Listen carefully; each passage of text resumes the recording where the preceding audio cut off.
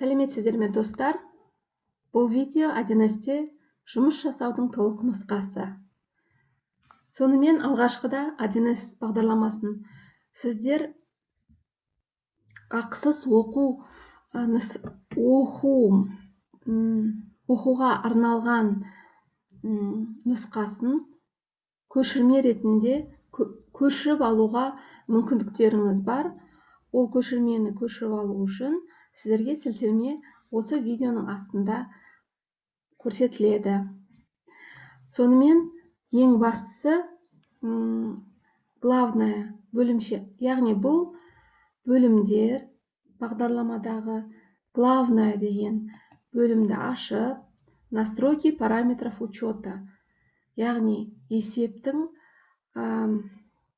негізгі көрсеткіштерін белгілеу.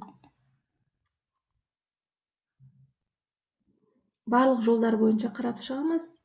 Бұл жерде валюта дұрыс, тауарлы материалдық қорлар дұрыс көрсетілген, өндіріс, контрагенттермен жұмыс жасау, нүкте қоймаймыз, галочканы жерге қоямыз.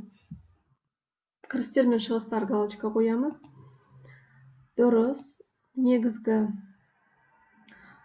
құралдар жауапкершілігі бөлімшелер және жауапты тұлға бойынша 1 қаңтардан қояйық, белгілейік. Құрылымдар жоқ деп есептейік және баға белгілеу. Енді біз кәсіпорынды толтырамыз. Организация кәсіпорын. 2 рет басып, өзіміздің организациямызды жазамыз. ТО Альфа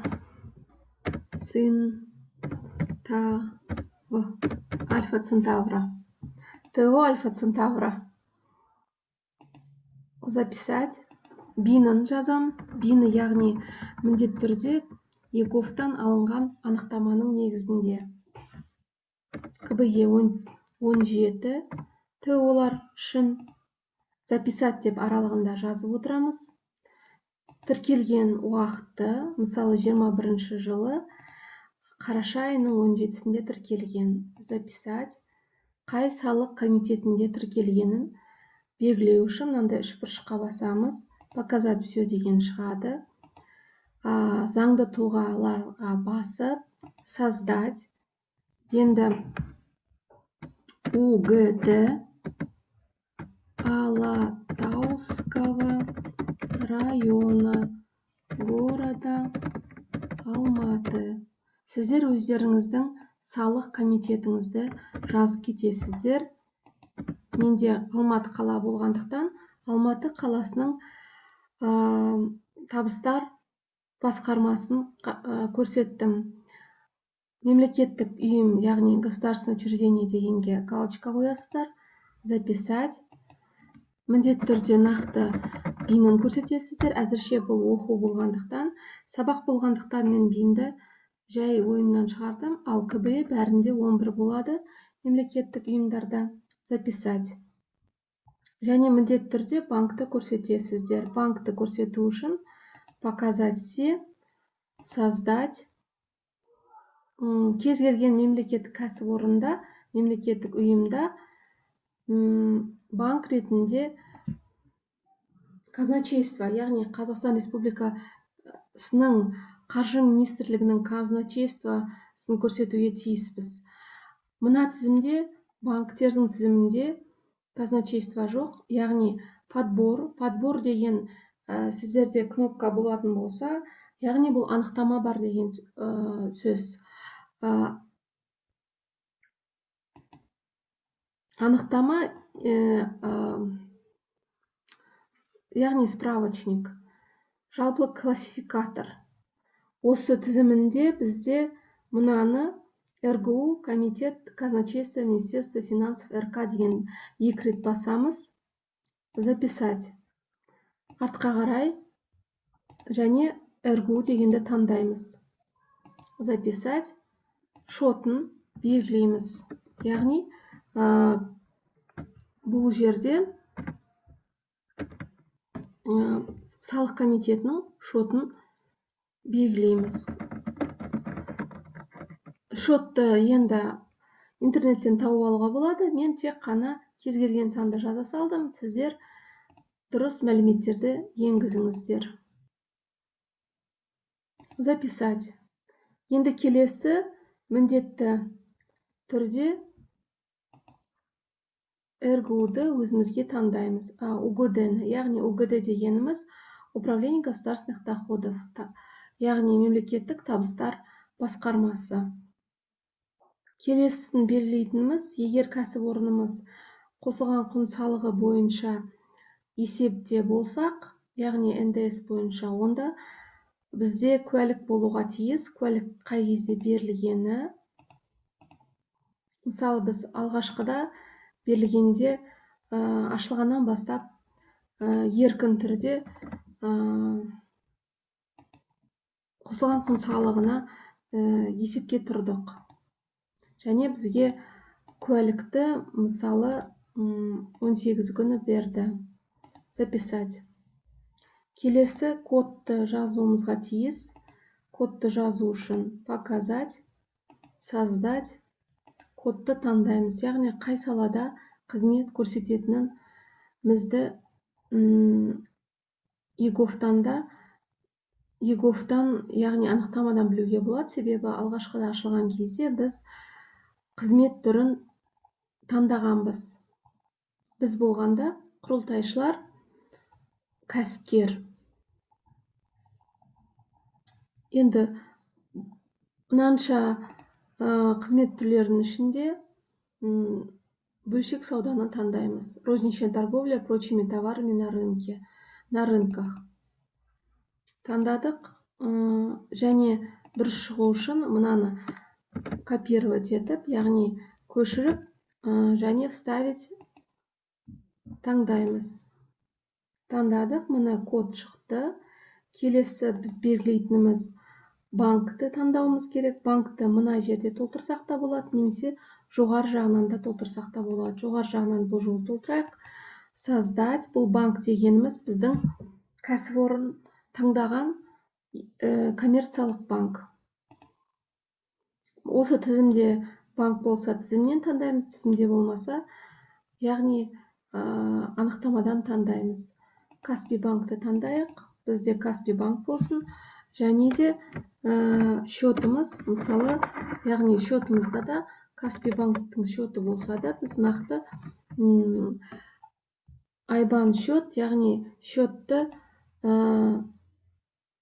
анықтама негізінде енгіземіз. Және мына жерде использовать как основной дегенді басатын болсақ, счетымыз қараға боялады. Бұл счет, негізгі счет дегенді білдіреді. Егер шығып кетсеңіз, тағы 2 рет басасыз. Мына счет толтырылды. Кассаны толтырамыз. Касса келесі кезекте. Мына жерде бірақ қана касса көрсетілген. Егер сіздер тағы бір касса болатын болса, тағы бір кассаның аталуын және жауапты тұлғаны жазып, записать, закрыть деп белгілейсіз. Біз бірақ негізгі кассаны қалдырайық. Использовать как основной, яғни негізгі касса ретінде көрсету. Келесі негізгіге қайттан басамыз. Кәсіпорынның бөлімшелері. Бөлімшелер, бірнеше бөлімше болуы мүмкін. Бұл кәсіпорынның, яғни ірі, орташа, шағын болғанына байланысты және өзінің құрылымына байланысты. Егер бірнеше бөлімше болса, бөлімшелерді жазып кетіп, записать деп көрсетеміз. Біз негізгі бірақ бөлімше бар деп көрсетейік. Келесі бухгалтерлік есеп саясатын белгілейміз. Бұл жерде бізде алдыңғы жылдардың есеп саясаттары көрсетіліп кеткен, яғни енді нұсқа болғандықтан 1 қаңтардан алайық. Және мына 2 жолға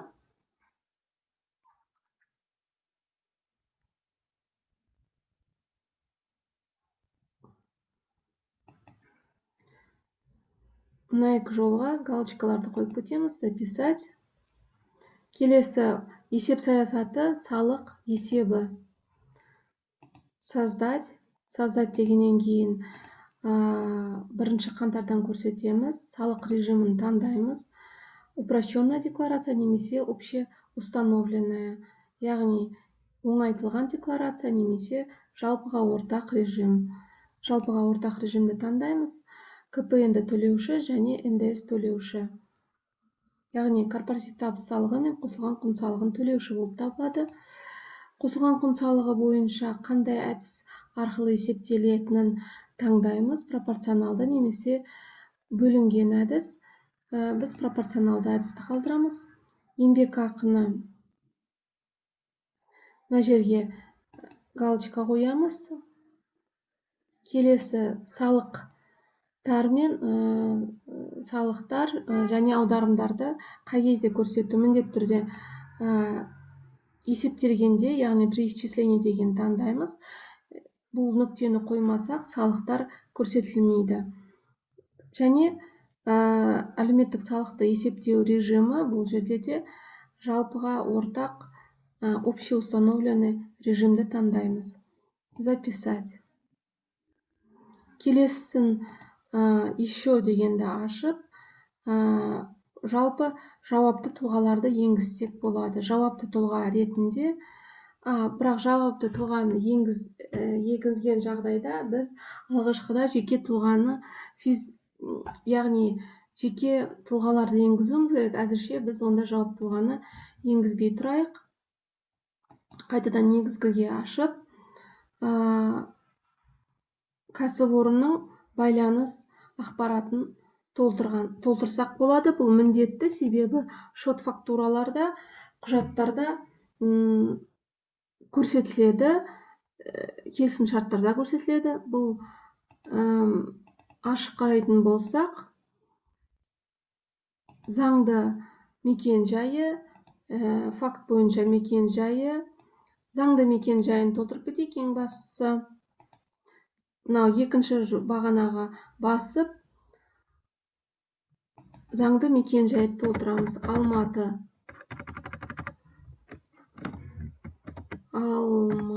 қаласы, Гоголь көшесі, номері, мысалы, номерін 345-ші дом деп көрсеттік. Байланыс, кәсіпорынның байланысы, яғни +7, мысалы 747,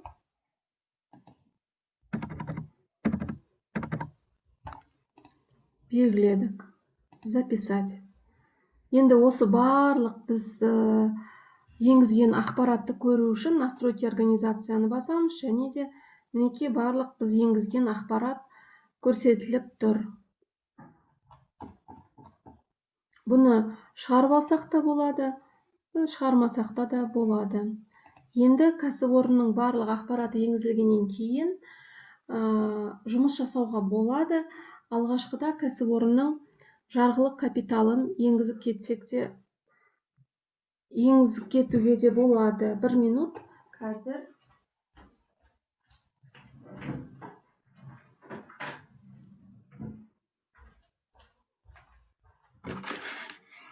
Кәсіпорынның жарғылық капиталы дегеніміз, бұл алғашқыда жарғыда көрсетілген сома.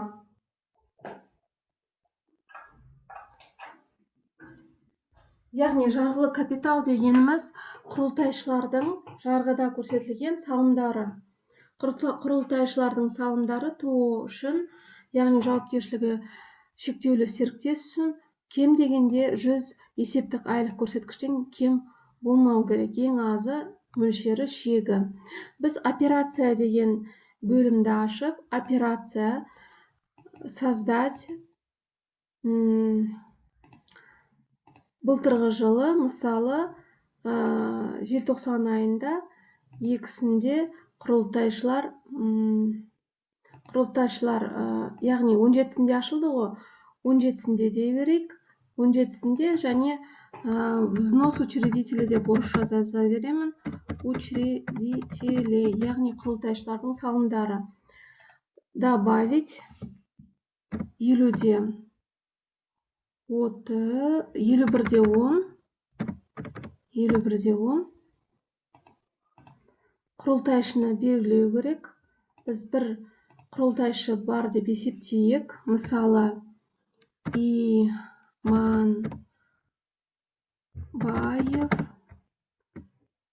Қайрат Саудович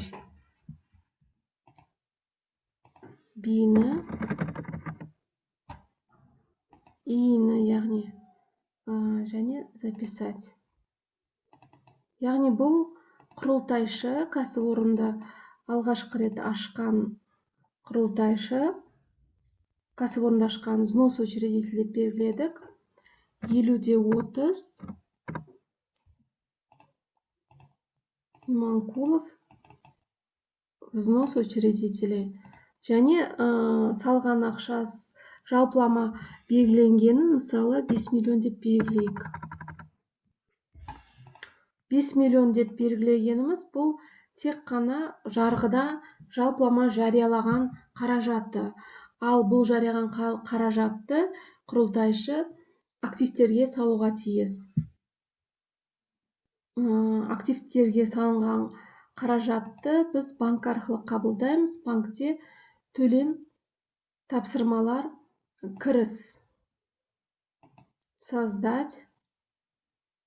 Және ең бастысы бұл жерде, мысалы, құрылтайшы қаңтардың басында 3 күні салды салымын, және бұны біз өзге де салымдар деп көрсетеміз. Иманкуловтың шотын көрсетпей қоямыз. Біз 5 миллион деп, яғни банкке салынған ақша. Шот 51-де 10, төленбеген капитал, құрылтайшы Иманкулов және взнос учредителя құрылтайшылардың салымдары. Записать. Мына жерде салық кодекс салық есебінде көрсетілуі тиіс. Записать.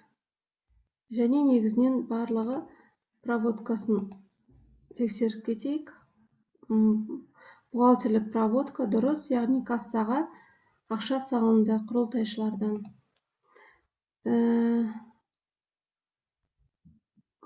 Барлығы көрсетілген. Енді бұны айналым салық ведомости қарайтын болсақ,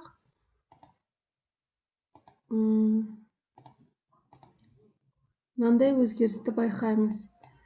Дебет 51-де 10, кредит. Так, субшоттар бойынша қарастырайық.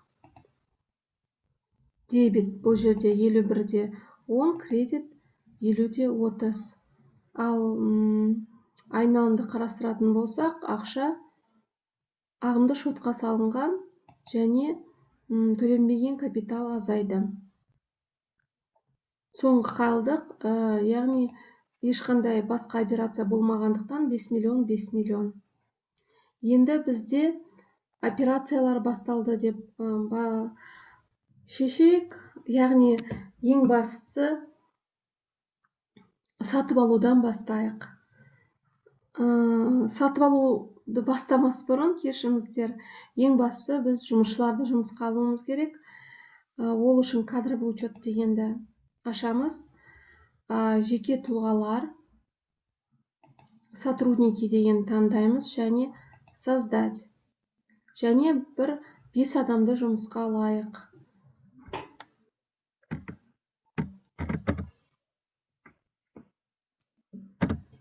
Исаев Тимур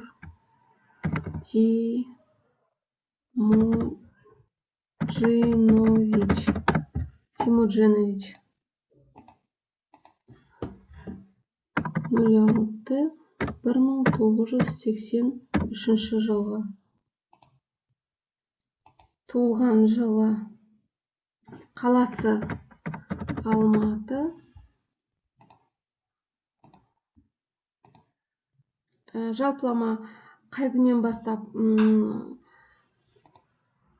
қай күннен бастап, яғни құжат заңды екенін бұл жерде мына көрсетілген күн тұра берсе де болады. Подбор деген бар, яғни анықтама бар деген сөз. Мысалы, паспорт бізге керек, паспортты таңдаймыз. Паспортта серия болады, номер, берілген күні, қандай ұйым берді, МВД, және қай жылға дейін, мысалы 10 жылға беріледі.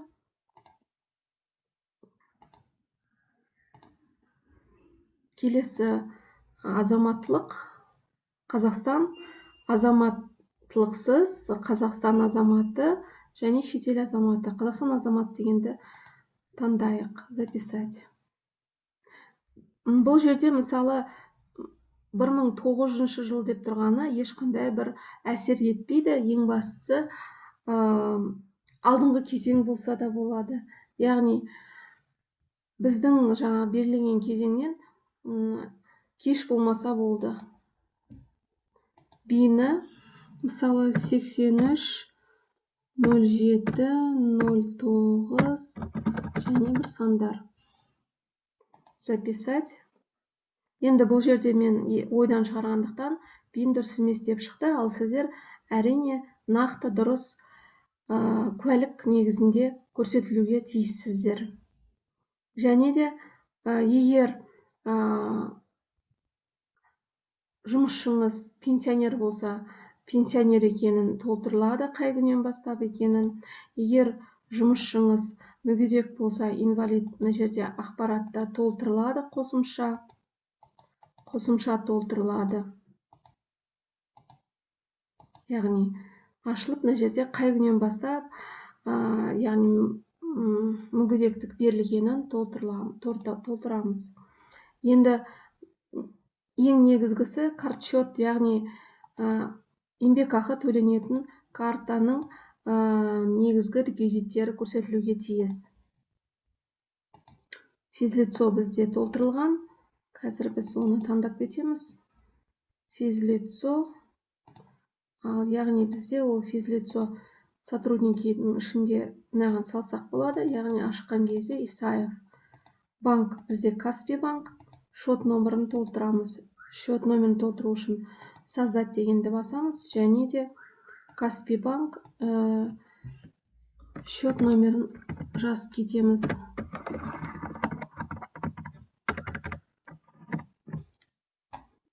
Шот номерін белгіледік. Выбрать.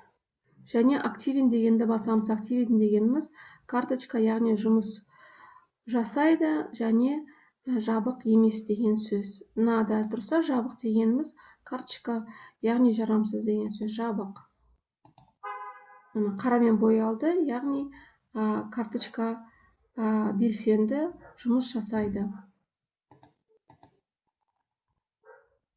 Әр жұмысшыға қатысты контакты ақпаратты да толтырып кетсек болады. Енді бұл жерде мен көрсетпей ақ қояйын, негізгі ақпаратты енгіздік. Енді келесі тағы бір адамды жылдам енгізіп кетейін. Создать. Иванова Мария Федоровна. Ой, кешіріңіздер. Иванова Мария Федоровна. Записать дегенді басамыз.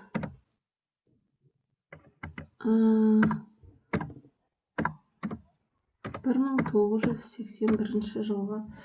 Так. 1981 жылғы. Кешірім сұраймын. Тағы бір рет. 1981 жылғы.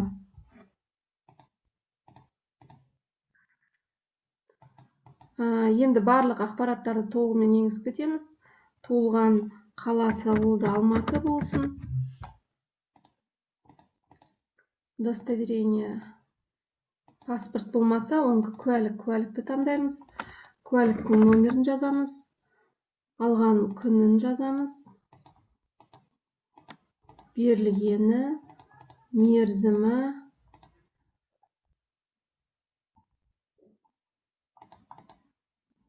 және записать. Азаматтылығы Қазақстан Республикасы нүкте тұрса болды. Және бейіні записать, және карт счеты. Карт счеты яндардың үшінен ашылған болсын. Ой, бізде бұл беріленген. Бізге Мария керек. Мария әлі жазылмаған. Так, банк Каспий. Және Каспийні таңдап кетеміз. Так, KZ номері, белсенді картта, екінші адам толтырылды,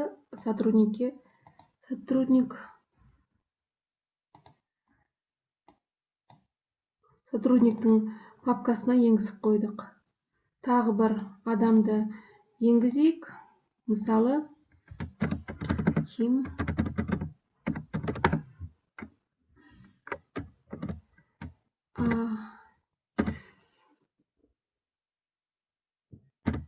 Исабаев Мансур Манапович.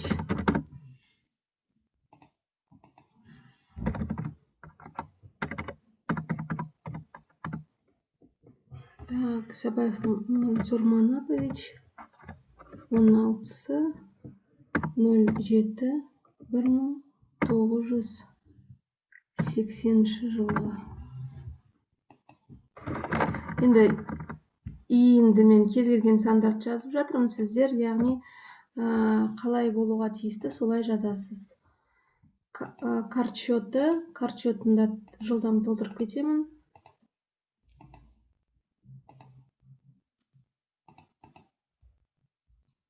Мансур. Банк Каспий. Каспий неге Каспий? Себебі біздің негізгі қызмет көрсететін банкымыз Каспий болғандықтан жылдам Каспийні толтырып жатырмын.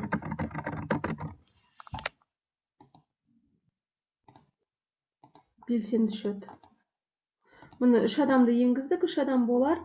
Жалпылама енді адамдарды, жеке тұлғаларды енгізіп болғаннан кейін біз сотрудники дегенді енгіземіз. Жеке тұлға дегеніміз әлі де біздің қызметкеріміз емес екенін білдіреді. Сондықтан сотрудникиді қызметкерлерді толтырамыз. Создать. Выбрать из справочника деп бірінші мына кісіні толтырамыз. Автомат түрде барлық ақпарат толтырылды. Записать. Келесін толтырамыз. Келесі сотрудники.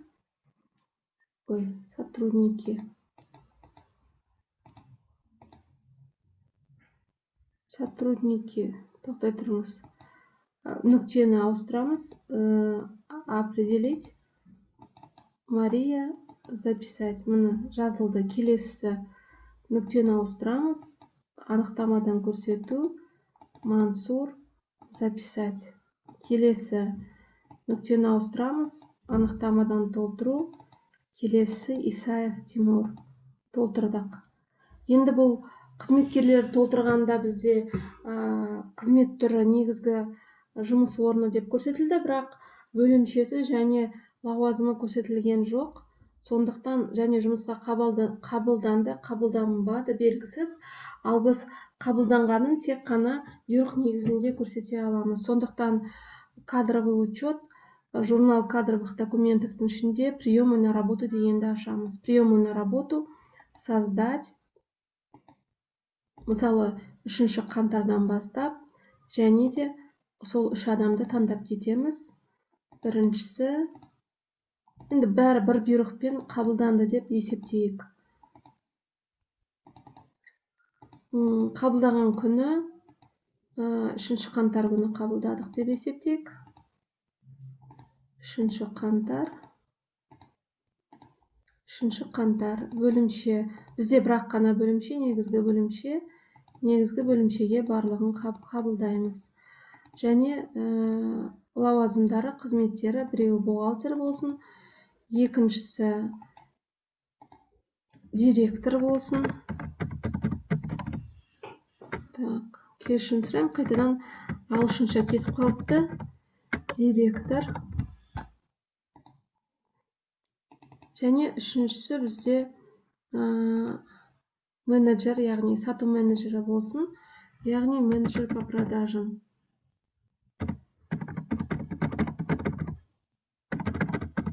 Әзірше кәсіпорын енді ашылғандықтан 3 адам бар деп есептейік, сондықтан әзірше осылай. Енді окладтары белгіленеді. Бұйрық бойынша, мысалы, Мария бухгалтер, Мария бізде бухгалтер. Бухгалтердің айлығы, мысалы, 300 мың дей салайық. 300 мың бұл есептелген жалақы. Жай ғана есептелген жалақы. Бұл жалақысынан тағы салықтар ұсталынады. Мансұр бастықтың жалақысы 600 мың деп есептейік. Және үшінші сауда менеджері, сауда менеджерінікі 400 мың болсын. Белгіледік барлығын, записать. Бұл жерде тағы мынандай приказды, мысалы, спискпен, яғни тізіммен былай шығарсақ та болады, немесе жеке әр адамға бұйрықты да шығарып кетсек те болады. Мінекей барлық бұйрықтар көрсетіліп тұр. Енді жалақыны есептеуге болады деген сөз. Жалақыны есептеу жолы, жалпылама қиын емес. Әзірше біздің айналым сәділік беріміз сол бір қалпында, себебі ешқандай операциялар басталған жоқ. Біз тек қана жұмысшыларды қабылдадық. 3 адам қабылдадық әзірше. Барлық ашылған, мұны көріп тұрсыздар ма, папкалардың барлығын жауып кетейік. Себебі 1.8.3 бағдарламасында әр ашылған құжат ашылып тұрады, ешқандай жабылмайды. Сондықтан жапқаннан кейін бізге жұмыс жасау оңайлау болып табылады. Енді алғашқыда біз кәсіпорын қайттан бастапқы главныйға кіріп, кәсіпорынның басшысын еще дегенде ответственный лицаға енгізейік, себебі барлық құжаттарда басшының фамилиясы көрсетіледі.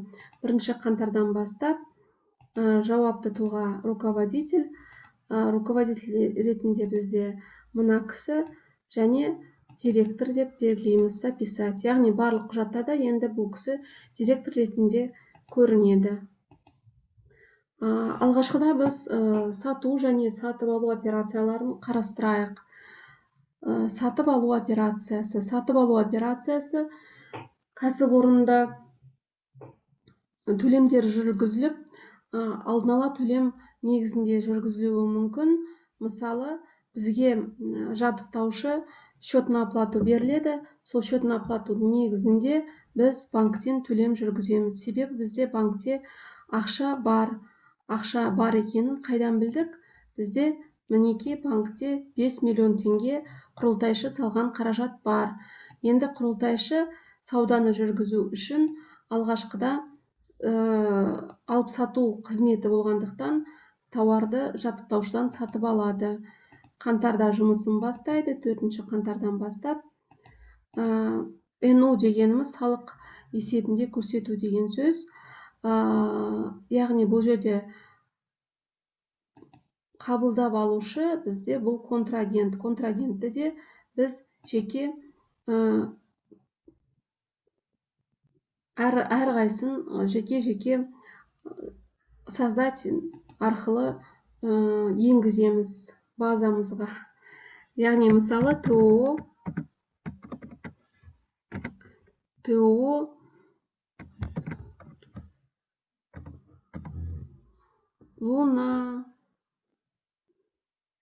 Луна взлет. Енді осындай аталуы бар деп есептейік. Записать. Пині сандармен көрсетіледі. Міндетті түрде әрине сіздерге счет на оплату бергенде, счет на оплатуда барлық мәліметтері көрсетіледі. негізгісі бұл егер НДС төлеуші болса, НДС-ке тұрған туралы қай кезде тұрғаны туралы куәліктің номері және банк номері міндетті создать. Мысалы, біздің контрагентіміз мүлдем басқа банкте тіркелген, Халық банкі, және счет номері келесідей. Записать, негізгі ретінде қарастыру, және мына. Яғни енді біз алғашқы төлемді жүргіземіз. Төлеміміз, мысалы, біз 2 миллион теңге төлейік. Әлі келмеген тауар үшін төлем жүргіземіз. Оплачено, записать, провести. Жалпылама бұл операция ең басты банктік операция ретінде біз мына жерде бір субконто, яғни ақша қаражаттарының қозғалысын көрсетпей кетіптік. Қозғалыс ретінде поставщики дегенді таңдаймыз. Яғни қарастырған кезде бұл аванс. Аванс себебі біз счет на оплату негізінде алдын ала төлем жүргіздік. Аванс 17-10 счетына отырады. Енді біз бұл кәсіпорынға доверенность береміз. Яғни доверенность не үшін береміз? Тауарды қабылдап алу үшін. Тауарды қабылдап алу үшін, яғни тауарлар бізде номенклатура склад, номенклатура негізінде алғашқыда толтырылады. Мысалы, товары дегеннің ішінде товары, материалы, готовая продукция, дайын өнім, қызметтер. Біз тауарларды сатып алып жатырмыз, тауарлардың тізімін толтырайық. Мысалы, бізде тауар болып табылатын, қазір ойластырайық, қандай тауар екеніміз. Мысалы, қазір тауар ретінде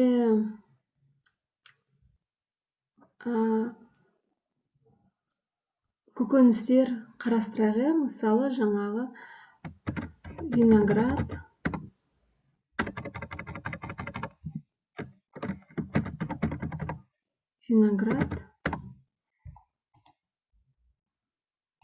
бұл сатып алынған тауар, товары приобретенные, килограммен беріленеді. Килограмм деп таңдасақ, килограмм шығады. Егер жоқ болса, мына подбор ретінде қандай өлшем бірлігі екенін мына жерден тауып алуға болады. Жалпылама бізде тек қана мынандай қысқаша ең жиі кездесетін өлшем бірліктері көрсетілген. Код ТНВ, яғни ол белгіленуге тиіс, сондықтан код ТНВ-ті іздемейміз. Жалпы мен әзірше кез келген сандарды жазып қоя саламын. Так, записать. Артикул, егерде артикул белгіленсе, яғни тауарлардың тізімдік номерлері, онда артикулді белгілейміз. Жалпылама артикулді әзірше көрсетпей ақ қоямыз. Негізінен осы. Келесі бізде тауар, мысалы, виноград деп таңдадық. Келесін көшіріп, тек қана аталуын өзгертсек болады. Мысалы, келесі вишня. ТНВ-де басқа болады, әрине, вишня болса.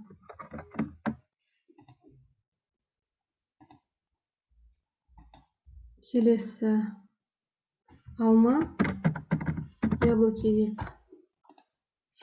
ТНВ-де өзгеше. Сіз байқаған шығарсыздар, НДС 12% деп белгіледік. Тағы черешня дейік.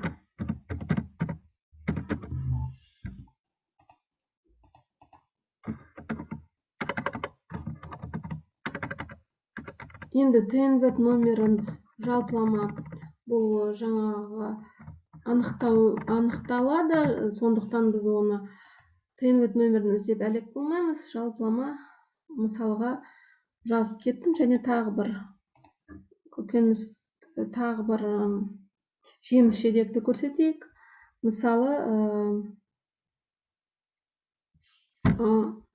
так, алмұрт, яғни груша.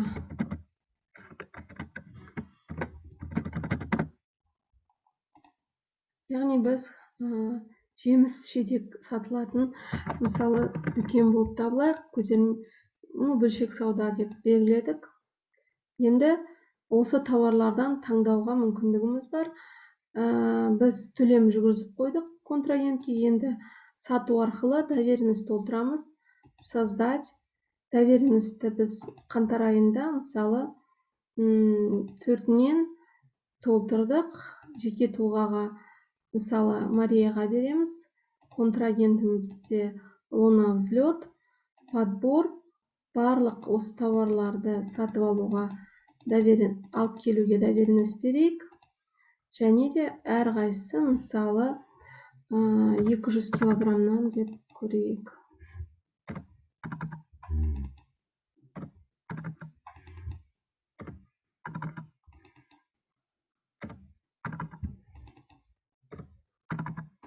Енді записать және распечатать деп доверенностьті шығарамыз. Доверенностьті өзіміздің жұмысшымызға беріп, осы жеміс жидектерді алып келуге, яғни құқысы бар деген сөз. Доверенность 10 күнге беріледі. Міне барлық ақпарат енгізілді. Себебі біз қандай жұмысшыға берілетініміз мұны белгілі. Енді мысалы Иванова Мария барып тауарды қабылдап алады және ол кісіге накладной береді. Сол накладнойды біз осы доверенность арқылы енгізсек те болады. Создать на основании поступления товарно-материальных запасов. Таңдаймыз және мынаны таңдаған дұрыс. Выбрать, яғни таңдау. Қабылдаған кезде біз мысалы 5 күні және бағасын жазып кетейік. Виноград мысалы бізде 600 теңгеден, вишня 650 дей салайық, груша 500-ден. Енді бұл жерде бағаларды да жай ойша шығарылған, сондықтан оған қатты мән бермеңіздер. 800 теңге. Және алма дейік 400 теңгеден. Бізде 590 мың теңге шықты. Соның ішінде НДС белгіленді. Записать, яғни бізде аванс толығымен жабылған жоқ. Тағы да тауар алуға мүмкіндігіміз бар. Енді ең басты мына жерде қарастырып кетейік. Бізде жалпы общий оборот деп көрсетілген, және товары приобретенные с НДС көрсетілді. Записать, провести. Подарочный мына дұрыс емес толтырылған. Бұны алып тастаймыз. Толтырылды. Мұны 590 мың теңге көрсетілді. Енді бухгалтерлік проводкаларды бас болсам провести, және мұны тауарлар көрсетілген, және алғашқыда аванс жабылды деп көрсетілген. Біз авансты 2 миллионға төледік. Әлі де бізде 1 410 мың теңге аванста болуға тиіс. Қалғандары НДС белгіленген. Егер біз айналым сальдық ведомості қарастыратын болсақ, мұнда мұны тауарлар сомасы 526.785 теңге, себебі қалғаны қосылған құн салығы болып табылады. Бағаның ішіне кіргізілетін, яғни НДС, есепке алынатын НДС отчет деп аталады. Және мұны бізде әлі де 1 410 мың теңге аванстарымыз бар, яғни әлі де тауар алуға құқығымыз бар деген сөз. Енді осы тауар, алынған тауарды мұны поступление, байланысқан құжаттарды көру үшін мұна функцияға басамыз, яғни доверенность және поступление. Поступленияны ашып, мысалы кезген кәсіпорын 15 күннің ішінде счет фактура жіберу керек. Сол счет фактураны толтыру үшін, мысалы бізге счет фактураны бір аптадан кейін жіберді дейік. Создать на основании счет фактуру деп толтырамыз. Счет фактурасы міне шықты. Және де біз базадағы, яғни ЭЦФ базасы порталындағы қай кезде жіберілген күнін жазамыз. Мысалы біз бүгін айналым күні бізде 5 қаңтар, ал мысалы 12-сінде берілді және порталда номер 34. Записать, провести. Сонымен қатар мына жерде тағы бізде электронды шот фактура болу керек еді. Оны білу үшін администрирование жалпы общие настройкины ашамыз және электронный счет фактура. Электронный счет фактуры, бұл жерде көрсетілмеген электронный счет фактуры. Так, электронды счет фактура. Электронды счет фактура, электронды накладной, электронды счет фактура жоқ.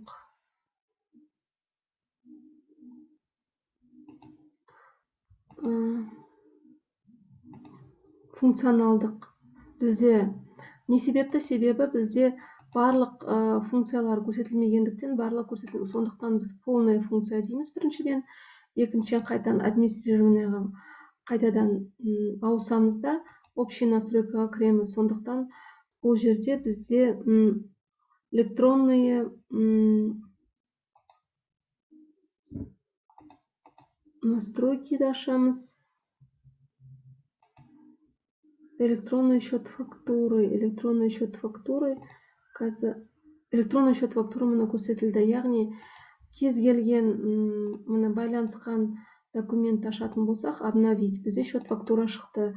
Мына жерде электронды счет фактураны басқан кезде және таңдаған кезде бұл жерде электронды счет фактура шығуға тиіс. Электронды счет фактураны белгілеп, оны тіркеуге болады. Записать, провести. Яғни электронды счет фактураны таңдауға болады. Бұл енді оқу версиясы, яғни нұсқасы болғандықтан таңдауға мүмкіндік жоқ. Записать. Енді бізде әлі де тауар бар. Екінші рет дәл сол компаниядан доверенность алып, тауарды қабылдайық. Мысалы, қаңтардың 20-сы дейік. Физлицо дәл сол Мария болсын. Контрагент сол. Және де тауарлардың барлығын таңдап шығайық. Мұны барлық таңдаған, мұна жаңа ғана мен услуганы таңдағандықтан қате шықты. Сондықтан біз услуганы таңдамаймыз. Перенести. Және барлығын тағы да 400 килограммнан алайық. 400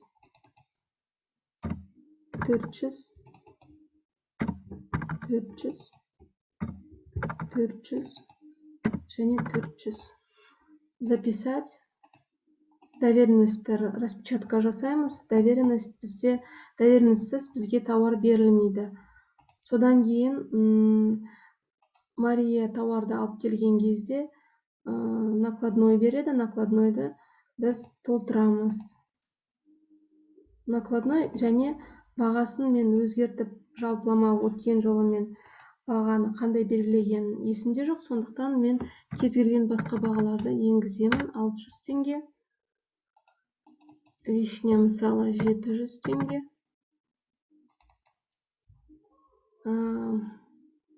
Груша 600 теңге. Черешня 800 теңге. Және де алма 400 теңге. Бізде 1 240 000 толтырылды. Записать, провести. Және де әлі де бізде аванс жабылды және тағы да кішкене қарыз қалды. Оны көру үшін мына аванс 170 000 теңге тағы аванс жабылмай қалыпты. Жабдықтаушылардың алдындағы қарыз 1 830 000-ға тауар алынды, 170 000-ға әлі алынған жоқ. Енді тағы да покупкаға қайтып келеміз, доверенность ашамыз. Екінші доверенность бойынша біз тауар қабылдадық. Мұны байланысқан документтерді ашқан болсақ, мұны поступление, яғни тауар қабылданғаны тұр. Енді счет фактураны енгіземіз. Создать на основании счет фактура. счет фактура 2 аптаның ішінде жіберіледі. Мысалы бізде 21 күні қабылдасақ, мысалы 29 күні счет фактура жіберілді. 56 мысалы номері порталдағы записать. Және байланысқан құжаттарды қарайтын болсақ, мына 3 байланысқан құжат тұр. Және соңғы енді тағы бір рет сатып алайық. Бізде себебі 170 мың теңге әлі тағы да мүмкіндік бар. Аванс жабылмады.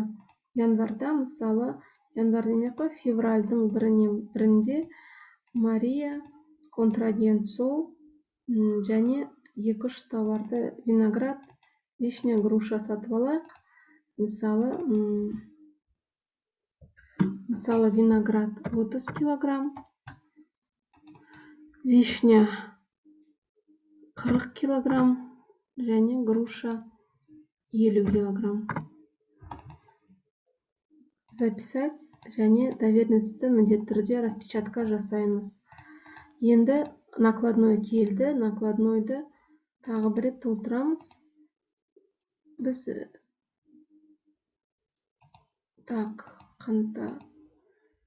ақпанда бізде 600 теңгеден,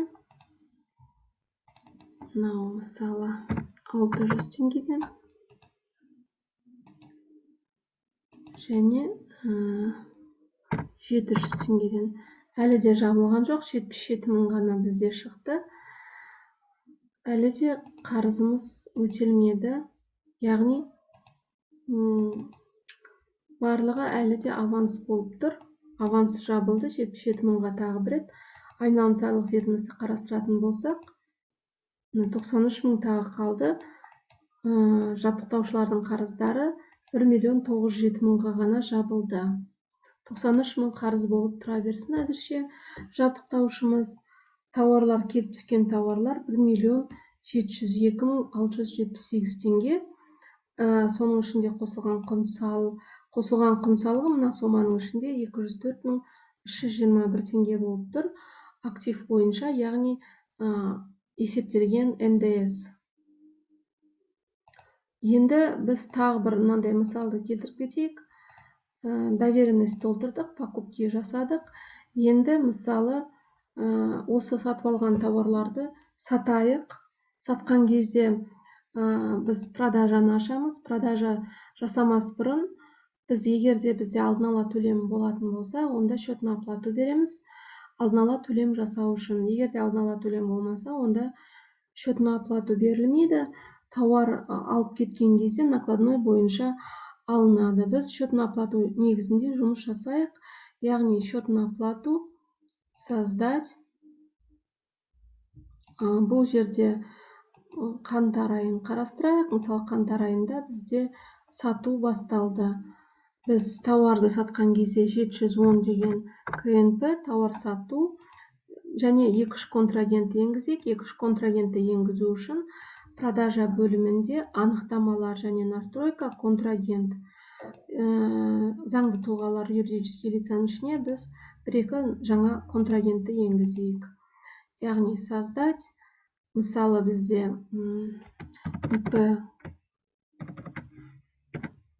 ИП звезда болсын. ИП бізде бұл жеке тұлға және бинын белгілейміз. Міндетті түрде КБЕ 19 ИП-де. Және шотын белгілейік. ИП НДС төлеуші емес, сондықтан мысалы біздің мысалда төлеуші емес болайық. Каспий банкта счеты болсын. Каспий банкта счеты болсын. KZ және кез келген сандарды әзірше енгіземіз. Себебі бұл бізде тек қана мысал. Негізді шот. Тағы бір контрагент ашайық. 3 контрагент ашайық. Келесі ТО мысалы.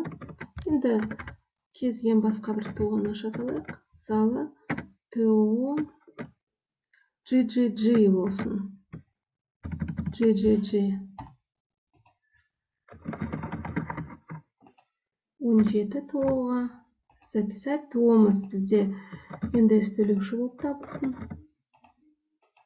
Мысалы, ол 20-шы жылдан бастап ндс төлеуші және банк счеты міндетті түрде ТО-ның банкі, мысалы, Сбербанк болсын. Сбербанк бізде белгіленбеген екен қазір. Сбербанкты онда таңдаймыз. Сбербанк. Так, мысалы бізде Сбербанк болмай қойсын. Мысалы, қазір таңдайық. Міне Сбербанк таңдадық. Записать. Сбербанкты таптық. Енді қайтадан анықтаманы ашып, Сбербанк KZ номері белгіледік. Записать. Негізгі счет ретінде пайдалану. Записать. Тағы бір контрагент ашылды, және тағы бір контрагент ашып қоя салайық. Жалпылама контрагенттер пайда болған кезде ғана ашылады. Яғни алдын ала ешкім контрагентті енгізбейді. Біз жай ғана мысал болғандықтан контрагенттерді алдын ала енгізіп қойып жатырмыз. Мысалы, взлет деген болсын. Взлет. Ойыма келген сөздерді жазып жатырмын, сондықтан, яғни бұл жерде қандай сөз жазатынымыз ол негізгі емес ақпарат, негізгісі жұмыс жасап үйрену. Бұл контрагентімізде, мысалы, ндс-те есепте тұр. Мысалы, 19 жылдан бастап. Записать, және счетін міндетті түрде толтырамыз. Счеты контрагенттің, мысалы, Халық банкінде ашылған KZ және счет номері. Записать, негізгі счет болды. Яғни, міне 3 негізгі контрагент. Енді біз жұмыс жасай аламыз ары қарай. Яғни, счетін оплатыны толтырып жатқанбыз. Контрагентті таңдаймыз. Мысалы, бізде контрагенттердің ішінде 3 негізгі контрагентіміз бар. Звезда деген таңдайық. ИП біз тек қана заңды адресін, яғни мекен жайын толтырмаптық. Создать мекен жайы және толтырып кетеміз. Мекен жайы Алматы қаласы,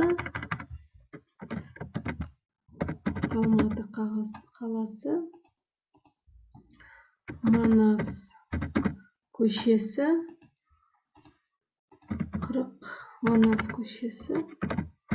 45. Бұл жерде таңдаймыз. Таңдаған кезде юридический адресі таңдаймыз, себебі барлық құжаттарда заңды адрес көрсетіледі. Енді тауар сатып алу, тауарды, мына осы тауарлар ғана бізде бар. Біз, мысалы, 3 тауарды сатайық. Жалпылама қаншадан? 20 килограммнан сатайық. Соңғысын 30 килограмм. Бағасын кішкене жоғарырақ қоюымызға тиіс. Мысалы, вишня. Енді бұл мысал болғандықтан мен нарықтық бағаны қоймаймын, жайпы ойымнан шыққан кез келген бағаны қоя беремін. Қоямын, яғни пайдаланамын. Вишня, черешня 12 мың демек 1,200,000. Записать, және счетін оплатуына шығарамыз. Міндетті түрде счетін оплатада мына үстіндегі реквизиттер дұрыс, қатесіз болуға тиіс. Себебі осы счетқа бізге ақша аударылады. Содан кейін біз тауарды сатып алушыға жібереміз. Счетін оплату және төлем мына жазбаша көрсетілген. Распечатка жасап, біз төлеушіге жібереміз. Төлеушіге жіберген соң, біздің адамымызға де доверенность береміз, яғни жабдықтаушыға біз бергендей, бұл жолы енді доверенностьті бізге береді. Доверенность, яғни сатып алушы өзінің қызметкеріне доверенность береді. Жаңа қате айтып кетіппін. Содан кейін сол доверенность негізінде біз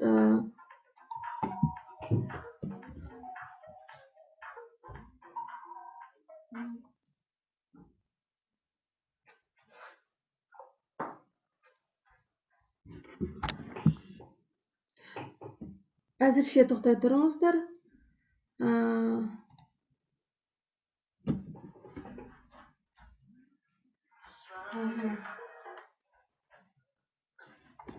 Доверенность беріледі, записать. Келесі сабақта жалғастырамыз. Келесі сабақта жалғасы.